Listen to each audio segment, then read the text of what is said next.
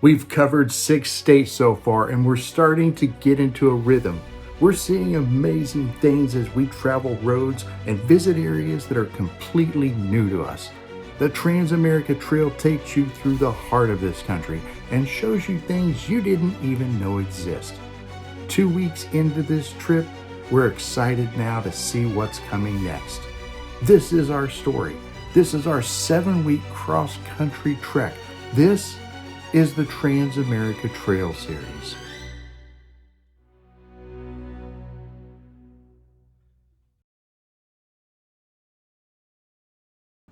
Hey, good morning, guys. We're ready to get back on the road. We've been down all day yesterday. We took a day where we weren't in the Jeep the whole day. That was fantastic. Needed to have that. We've been on the road for a couple weeks now. We've never been on a road trip that was more than about 11 days. This one's more than 2 weeks now, pushing in. I think today is 15 or 16. And this is the longest we've been on the road. So we took a day where we could just not be in the Jeep, and that was much needed. And we also needed to take care of some other things. We had the field mouse that we picked up in North Carolina. That had to go. And thank God we were able to get that guy out of the Jeep. He has now been evicted. No signs of field mouse activity overnight. So let's hope that he was the only one. We also needed to take care of that squeaking sound. We drive down the road and that iCamper where it connects to the roof rack was squeaking. I think that we got that taken care of. Thanks again, Corey, for your advice on how to get that done. Love you, brother. If that turns out, wow. We also needed to get everything out of the Jeep, get the Jeep cleaned up both inside and out. All of those things done. Successful, in my opinion, as far as like a down day. Now that all that's done, we've got those things addressed, it's time to get back on the road.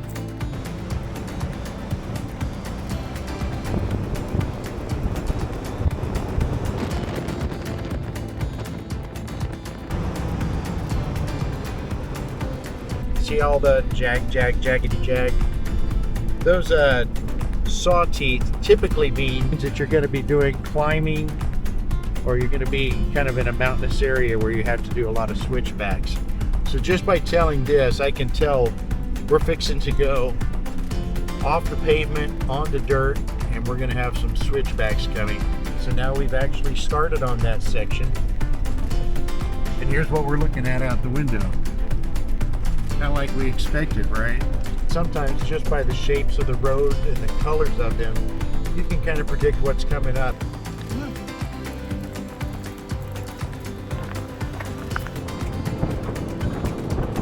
It'd be a lot easier to be a lumberjack if you had a lightsaber. Yes. But that'd really make like lumberjack sports like kind of boring. Tree cutting Jedi. All right, so we finished up Tennessee track number 12, and we're moving into Tennessee 13. Interestingly, both of those tracks are in Georgia.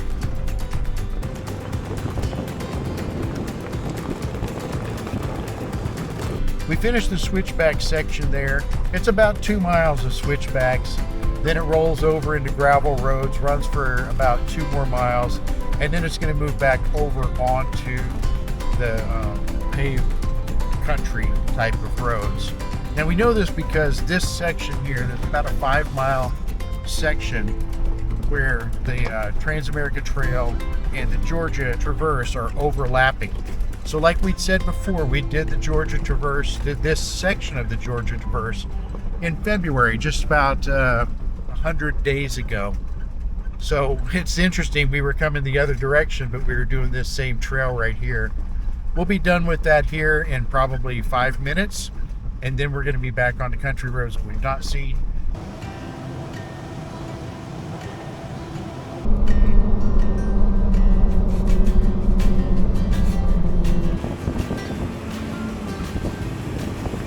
You can see, I mean, look at this little section right here. We climbed a lot in the last few minutes. We're here 1,985 feet. We're coming down. We got to about 2,000 feet here.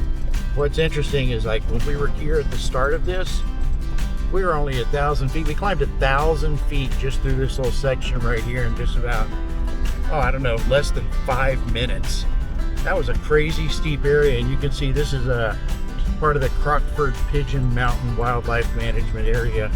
It's in West Georgia. Run into a closed gate. Tiffany's out checking out the gate right now. As you can see, we're right here. I think what we're going to end up doing, this section here looks like the part that's gated off. We'll just take this loop around and reconnect down here. Hopefully this section is still open, but it looks like at least right here it's gated. You can't go forward from there. Yeah, so Tiffany said that the gate over there was closed. There was a sign that said it's a hunting area for quail. It's evidently designated just for that purpose. But then there was also a sign that said no hunting, so that's interesting. This is our hunting preserve, but no hunting here. The important thing was that, number one, the gate was locked. She also said that the signs said that there was 24-hour video surveillance of the area, because they really don't want anybody in there. All right, so that's what we were hoping to see. Our workaround there actually worked. And thank God for that, because if we'd had to back up and try to find something else, we were looking at the map, looking for a plan B just in case. That would have added at least an hour, probably closer to 2, because there was not another good way off this mountain. That was a very crazy thing. It was gated on this end too. We saw that that little section was gated on both ends for quail preserve. I've never seen anything like that. It has a very recent, very significant barbed wire fence around it. It had a interior patrol road where they patrolled the perimeter to make sure nobody was coming through, and then 24-hour video surveillance. Wow, never seen a Private shooting preserve boundary. all that for a private shooting preserve. And quail preserve. That's intense. Somebody is very serious about protecting their quail preserve. Go figure.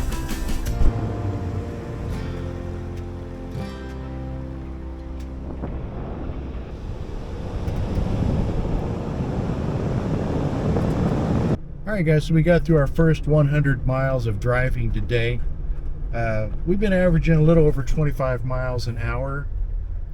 So that's something that we're pretty happy with. The last 3 or 4 days we had on the trails, we were only averaging like 15 miles an hour. Oh, 11.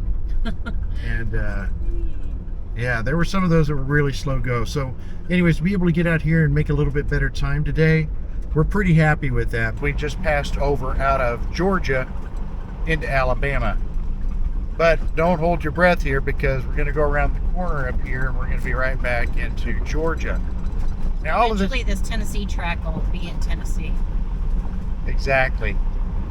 So we've been in the Tennessee tracks all day today, but they've all been in Georgia. Now we're in Alabama. We're fixing to be right back into Georgia.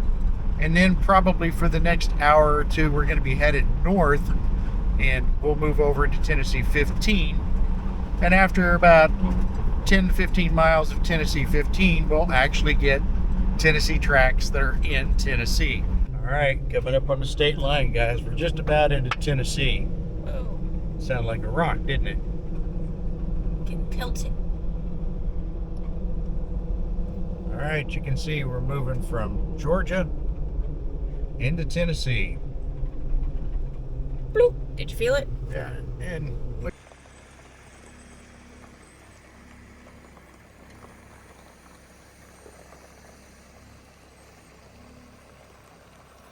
Hey guys, so we made it to camp tonight. We're staying at the Foster Falls Campground. That's in Jasper, Tennessee. We made a stop right there at the entrance to the campground and hiked down to the falls. There's actually a place, Foster Falls, at the entrance to the Foster Falls Campground. That seems fitting, right? Hiked down there, got to look at the falls.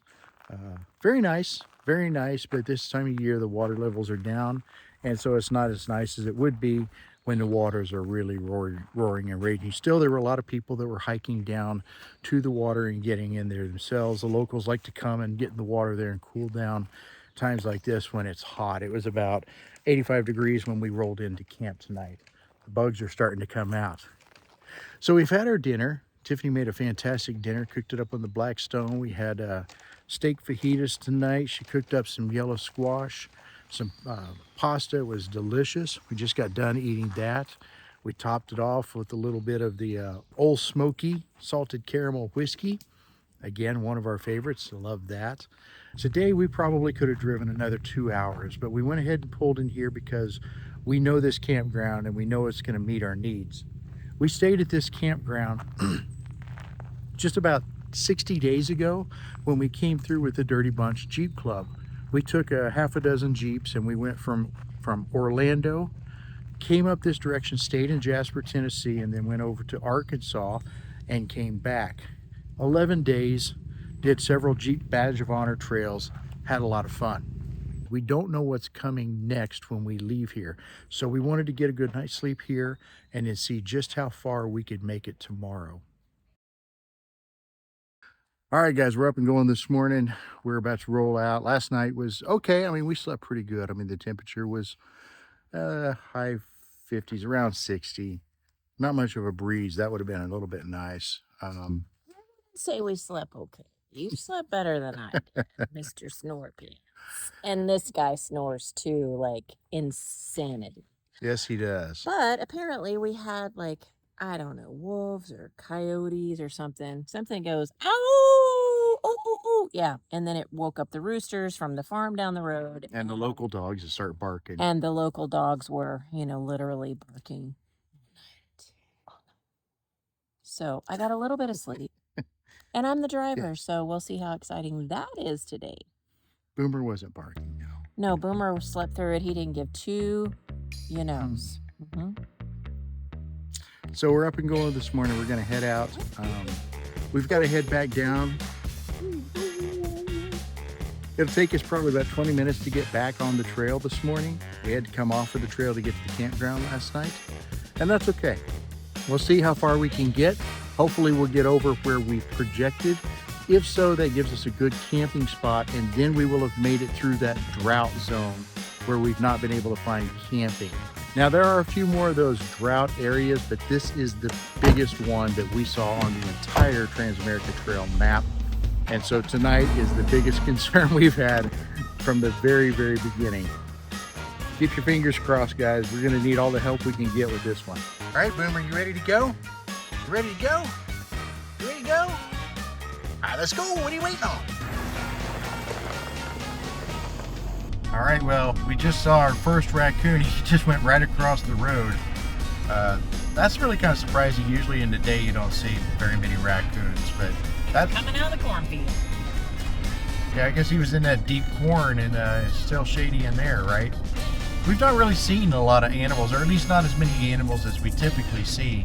We've been into this 16 or 17 days now. That's the first raccoon that we've seen. That's very unusual. But what else have we seen? We've seen a lot of animals.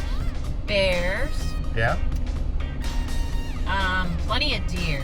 Yeah. Fox. Yeah. Gophers. Oh, we've seen a lot of gophers. Yeah, a lot of gophers. They look like little miniature gophers. Yeah, through West Virginia especially, we saw a ton of those. So freaking cute. Squirrels. We won't mention the one I accidentally killed yesterday, but that didn't happen. It was a decisive squirrel day, so I don't know what you're talking about. Let's see. What else have we seen? Oh, the drone got attacked by a hawk. That was yeah. in mid-flight. That was interesting. Let's see. Oh. There was lots of rabbits. Oh yeah, lots of rabbits. Yeah, little bunny foo-foos hopping across the street. Last night we could hear, I'm not sure if it wolves or coyotes. Hey, do coyotes howl like wolves? I don't think that they do. Yeah, I don't know. I think it was wolves. You could hear them off in the distance. Boomer did not bark though. That was nice. Yeah, see, Boomer doesn't bark when you would think a dog should bark. He barks at those random off times, when like nice old ladies try to, tell him he's cute and bend over and pet him and he wants to eat their face off or something, He's just bipolar, I think. I don't know. First he's nice, then he's not, then he is, then he's not. There's a critter in the road right now. Oh, bunny foo-foo. Don't be indecisive. Do the right thing. There he goes. Another rabbit.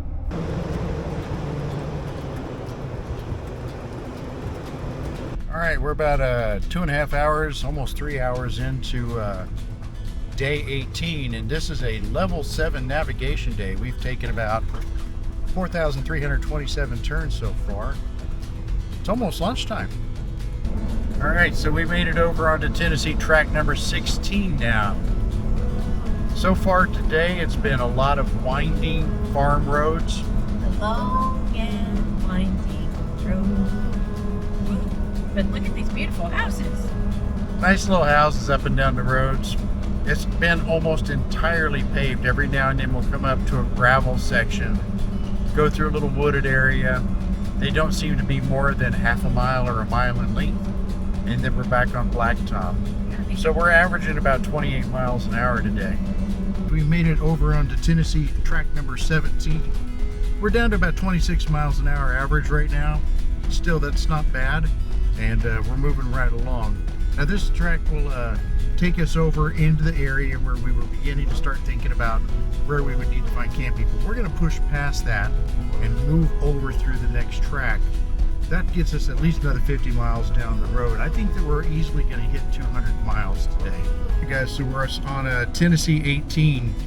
We've done about 187 miles so far today, averaging about 26 miles an hour. Oh my God, I don't think we've ever been on a section or a track that had this many turns. It's literally a minute down this way, take a left, 2 minutes down that way, take a right. Here's a left and a right. Wow, all day long, turn, turn, turn, turn, turn. So that's just been the sections here. I believe this is Tennessee 18. It was that way with 17. It was that way with 16. It was that way with 15. We've burned through several tracks today, which is good in that we're getting some miles behind us, but my goodness, a lot of turns. All right, guys, so we've made it over onto Tennessee track 19. That means we're reaching the far end of the Tennessee tracks. This is about where we had hoped to get today. We've done a little over 200 miles. We're averaging just under 26 miles per hour. Now, this is the pace that we thought that we were going to be able to do every day. When we were planning this trip, this is the pace that we expected to be able to do. The website and all the planning materials that you get when you purchase the TAT maps tell you that the average person does about 200 miles a day. We're above average, so we do less. We've not been able to do that at all. We've been averaging more about 160, 170 miles a day. Then again, we're not on an adventure bike. We're in a 4x4 vehicle. So a little bit slower pace, but we finally hit another 200 mile day. Now, we haven't had that since day 2 of the TAT. So that's been, the last 2+ weeks since we had a 200 mile day. Now from here, we're going to split off of the trail. I'd mentioned that this is the area where we really kind of had like a camping blackout.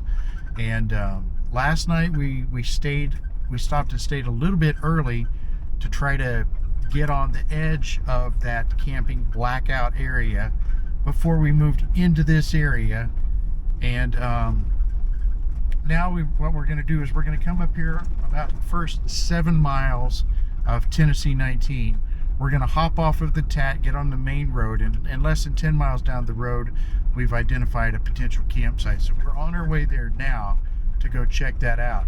Again, this was the one section of the first half of the TAT that we were mostly concerned about when it came to camping, because boy, all of our camping resources just don't really give us many options when it comes to this section. So let's see what we can find. And it's mostly because it's farmland. I mean, it's everybody's farmland. Right. There's no like state park, national park, anything. It's farmland this whole time. So that explains why there's no real camping.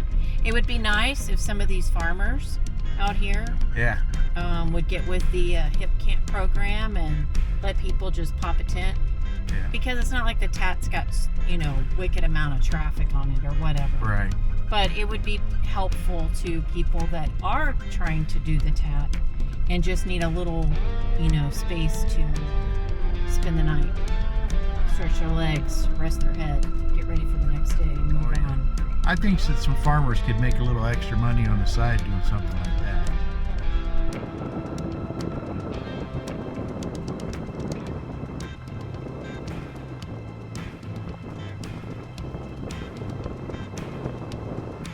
So on the map, this is where the camping is supposed to be.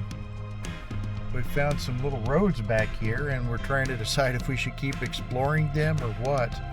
There were some signs up front that said camping by permit only, but we've not found any signs that say camping this direction or anything. We know that we're going to run out of daylight. We need to try to figure out where we're going to stay tonight.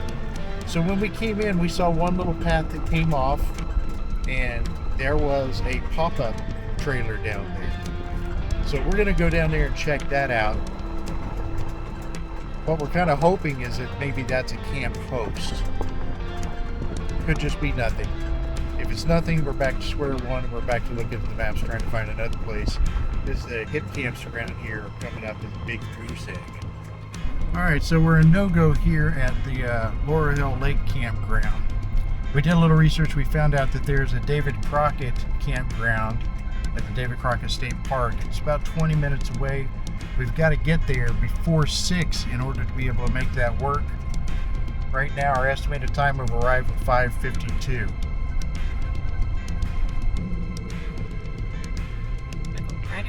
Right, no lift? Actually, hang on. It's kind of where it looks like, isn't it? Yeah, I go right and then lift. Yeah, yeah, yeah. Take a right, take a left. Yeah. First you go right, then you go left. You go left. All right, guys, so we made it to the David Crockett Campground here in Lawrenceburg, Tennessee. They told us we had to be here by 6 or the gates were going to be closed, and there's no way we could get in after that. We got here with about 5 minutes to spare. Just met the camp host. Everything's good there. Big sigh of relief. This was the night we were mostly concerned about, and if nothing else, we've got a spot and we can get going. And this is not a bad spot. We've got picnic tables, fire rings. Right behind me, you can see there's the bathhouse. That's about as close as it gets, right? So we're gonna go ahead, get some dinner going, get the tent opened up, get our camp set up, and try to get on with our evening.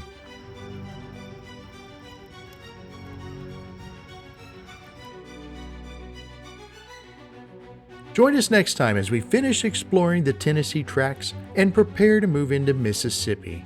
This area is full of beautiful trails you do not want to miss. The Best Life Adventure Channel's Transamerica Trail series is brought to you by Extreme Jeeps and Trucks in Orlando, Florida, and by RCI Jeep and 4x4 in Melbourne, Florida.